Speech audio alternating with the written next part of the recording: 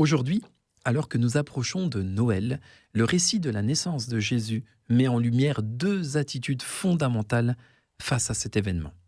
La première, c'est l'indifférence. C'est l'attitude de ceux pour qui la venue de Christ ne change absolument rien. On pense aux grands prêtres et aux scribes de l'époque. Ils connaissaient les prophéties, ils savaient exactement où le Messie devait naître. Pourtant, ils ne bougent pas, ils ne cherchent pas, ils ne veulent pas adorer le Fils de Dieu.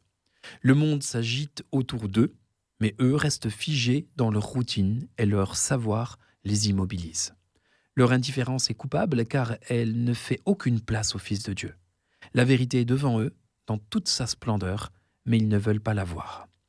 La seconde attitude, c'est la peur, l'hostilité.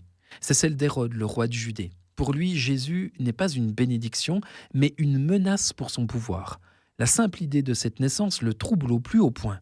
Sa peur le pousse à mentir, à comploter et à aller jusqu'à la violence extrême pour tenter d'effacer cet enfant.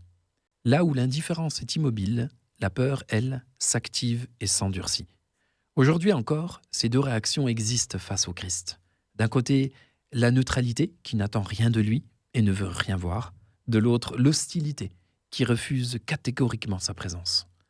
J'espère sincèrement que vous n'appartenez à aucun de ces deux groupes. Ce temps de Noël est une occasion unique de faire une pause pour réfléchir calmement. Qu'est-ce que Noël signifie pour nous ? Ne passons pas à côté de l'essentiel. Recherchons plutôt la vérité avec ardeur, comme ces mages qui ont entrepris des kilomètres et qui ont laissé leurs tâches habituelles de côté pour aller à la rencontre du Fils de Dieu. La Bible est juste à côté de nous. Il suffit de l'ouvrir. Dieu est juste à côté de nous. Où que vous soyez, il suffit de lui parler comme on parle à un ami. Ne passez pas à côté de l'essentiel.